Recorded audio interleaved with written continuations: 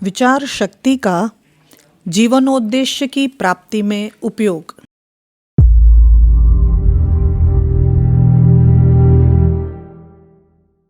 मनुष्यों और पशु पक्षियों की तुलना करते हुए शास्त्रकार ने लिखा है, ज्ञानम ही तेषाम धिको विशेषः, अर्थात आहार विहार, भय, निद्रा, कामेच्छा की दृष्टि से मनुष्य और पशु में कोई विशेष अंतर नहीं पाया जाता। शारीरिक बनावट में भी कोई बड़ी असमानता दिखाई नहीं पड़ती। खाने पीने, चलने उठने, बैठने बोलने, मल मूत्र त्याग के सभी साधन पशु और मनुष्यों को प्रायः एक जैसे ही मिले हैं, पर मनुष्य में कुछ विशेषताएं इन प्राणियों से भिन्न हैं। उसकी रहन सहन की रुचि, उचित अनुचित का ज्ञान, भाषा, भाव आदि कितनी ही विशेषताएं यह सोचने को विवश करती है कि वह इस सृष्टि का श्रेष्ठ प्राणी है। उसकी रचना किसी उद्देश्य पर आधारित है। साधारण तौर पर शरीर यात्रा चलाने और मन को प्रसन्न करने की क्रिया पशु भी करते हैं, किंतु इसके पीछे उनका कोई विधिवत विचार नहीं होता। यह कार्य वे अपनी अंतः प्रेरणा से किया करते हैं। उनके जीवन में जो अस्तव्यस्तता दिखाई देती है, उससे प्रकट होता है कि उन्हें उचित अनुचित का ज्ञान नहीं होता। मनुष्य का प्रत्येक कार्य विचारों से प्रेरित होता है। यह भी कहा जा सकता है कि मनुष्य को विचार शक्ति इसलिए मिली है कि उचित अनुचित को ध्यान में रखकर वह सृष्टि संचालन की नियमित व्यवस्था बनाए रखने में प्रकृति को सहयोग देता रहे।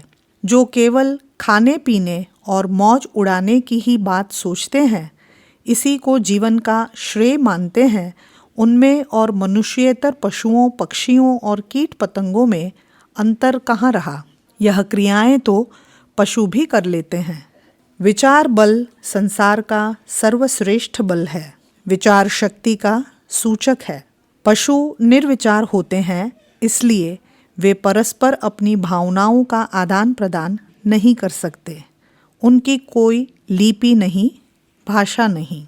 किसी प्रकार का संगठन बनाकर अपने प्रति किए जा रहे अत्याचारों का वे प्रतिवाद नहीं कर सकते। इसलिए शारीरिक शक्ति में मनुष्य से अधिक सक्षम होते हुए भी वे पराधीन हैं। विचार शक्ति के अभाव में उनका जीवन क्रम एक बहुत छोटी सीमा में अवरुद्ध बना पड़ा रहता है। विश्व संकलित उबड़ खाबड़ धरती को क्रमबद्ध व सुसज्जित रूप देने का श्रेय मनुष्य को है। घर, गांव, शहर, देश आदि की रचना सुविधा और व्यवस्था की दृष्टि से कितनी अनुकूल है। अपनी इच्छाएं, भावनाएं दूसरों से प्रकट करने के लिए भाषा, साहित्य और लिपि की महत्ता किससे छिपी है। आध्यात्मिक अभिव्यक्ति और सांसारिक आह्लाद प्राप्त करने के लिए कला, कौशल, लेखन, प्रकाशन की कितनी सुविधाएं आज उपलब्ध हैं। यह सब मनुष्य की विचार शक्ति का परिणाम है।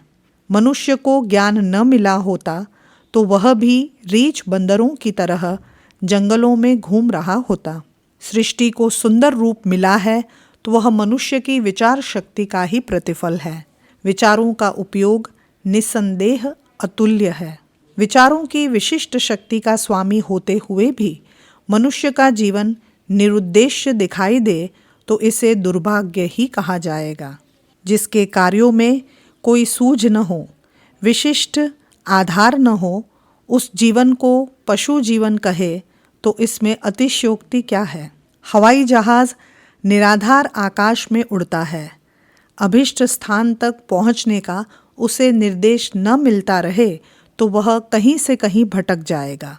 कुतुबनुमा की सुई वायुयान चालक को बताती रहती है कि उसे किस दिशा में चलना है। इस निर्देश के आधार पर ही वह सैकड़ों मील का रास्ता पार कर लेता है। प्रत्येक प्राकृतिक पदार्थ किसी उद्देश्य से निर्मित है। सूर्य प्रतिदिन आसमान में आता है और लोगों को प्रकाश, गर्मी और जीवन देने का अपना लक्ष्य पूरा करता रहता है।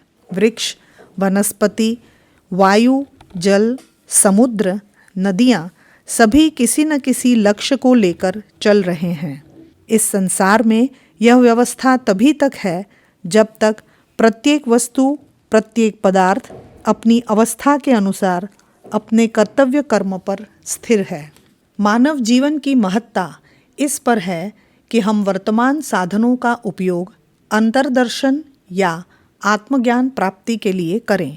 उद्देश्य का मार्ग बहुधा किसी विशिष्ट दिशा की ओर ही होता है। प्रकृति जिस ओर ले जाना चाहे उधर ही चलते रहें तो इन प्राप्त शक्तियों की सार्थकता कहाँ रही। जैसा जीवन दूसरे प्राणी जीते हैं वैसा ही हम भी जिएं तो विचारशीलता का महत्व क्या रहा। बुद्धि की सूक्ष्मता, आध्यात्मिक अनुभूतियाँ, विराट की कल्पना आदि ठीक वायुयान का मार्गदर्शन करने वाले कुतुबनुमा की सुई के समान है, जिससे मनुष्य चाहे तो अपना उद्देश्य पूरा करने का निर्देशन प्राप्त कर सकता है। उद्देश्य कभी श्रमहीन और मात्र सांसारिक नहीं हो सकते। जिन साधनों से इहलौकिक रसानुभूति मिलती है वे केवल मानव जीवन की सरसता और श्रेष्ठता को कायम रखने के अतिरिक्त और कुछ अधिक नहीं होते। इन्हीं के पीछे पड़े रहें तो अपना वास्तविक लक्ष्य, जीवन लक्ष्य पूरा न हो सकेगा। यदि यह विचार बना लिया कि हमारा उद्देश्य जीवन मुक्ति है तो अभी से इसकी पूर्ति में लग जाइए। एक बार लक्ष्य निर्धारित कर लेने के बाद अपनी संपूर्ण चेष्टाओं को उसमें जुटा दीजिए। अपने धैर्य से विचलित न हों। जो राह पकड़ी है उस पर दृढ़तापूर्वक चलते रहें। तब देखें कि आप कितनी शीघ्रता से अपना जीवन लक्ष्य प्राप्त कर सकते हैं। नह निश्चिंतार्था द्विरमन्ति धीरः, अर्थात महापुरुषों का यह प्रधान सद्गुण है कि वे अपने जीवन उद्देश्य से कभी डिगते नहीं। महापुरुषों के जीवन में उद्देश्य की एकता और तल्लीनता, लगन और तत्परता इस ऊंचे दर्जे तक पाई जाती है कि वह पाठक के अंतःस्थल को झकझोरे बिना मानती नहीं। आपकी महानता की कसौटी भी इसमें है कि आप अपने लक्ष्य के प्रति कितने आस्थावान हैं, उसकी पूर्ति के लिए आप कितना त्याग और बलिदान करते हैं। उद्देश्य बना लेना ही पर्याप्त नहीं हो सकता, यह भी परखना पड़ेगा कि आपका ध्येय कितना मूल्यवान है। उद्देश्य उच्च न हुआ तो परिस्थिति बदलते ही उच्च विचारणा का बदल जाना भी संभव है। असाधारण लक्ष्यों में ही वह शक्ति होती है जो मनुष्य को नियमित प्रेरणा देती रहे और उसे उत्साह से ओतप्रोत रखती रहे। मंजिल तक पहुंचने में जो बाधाएं आती हैं उनसे संघर्ष करने और धैर्यपूर्वक अंत तक डटे रहने की क्षमता लक्ष्य की उत्कृष्टता से ही संभव होती है। आत्मकल्याण के उद्देश्य की पूर्ति के लिए उच्च गुणों की आवश्यकता पड़ती है। बहुतेरे कष्ट उठाने होते हैं, अपने को संकट में डालना पड़ता है। यह बात सच है कि कष्ट सहन करते करते असाधारण सहिष्णुता उत्पन्न हो जाती है, किंतु आरंभ में मानवोचित साहस का परिचय तो देना ही पड़ता है। लोभ, मोह, मद, मत्सर, काम और क्रोध के प्रबल मनोविकार भी अपना हथियार चलाने से बाज नहीं आते। इन सब आघातों को धैर्यपूर्वक ध्येय सिद्धि तक सहन करना पड़ता है। जो इस निश्चय में दृढ़ हो जाता है, देहम वा पातयेत कार्यम वा साधयेत, अर्थात सिद्धि या मृत्यु ही जिनका सिद्धांत बन जाता है, वे ही अंत तक लक्ष्य प्राप्ति के दुर्गम पथ पर टिके रहते हैं। ऐसे लोगों को ही सफलता के दर्शन करने का सौभाग्य प्राप्त होता है। इसमें संदेह नहीं है कि जीवन लक्ष्य प्राप्ति कठिन प्रक्रिया है, किंतु इस प्रकार उद्देश्य संरक्षण से ही मनुष्य का नैतिक विकास होता है। जो अपने शरीर और मन को कष्टपूर्ण कसौटी में भली भांति कस लेते हैं, उन्हीं का चरित्र उज्जवल बनता है। नैतिक विकास और चारित्रिक संगठन ही आध्यात्म का विशुद्ध उद्देश्य है। विकारों को दूर करना और सद्गुणों का अभिवर्धन ही धर्म है। इसलिए आध्यात्मिक, धार्मिक एवं नैतिक विकास के साधकों को सर्वप्रथम अपना जीवन लक्ष्य निर्धारित करना चाहिए।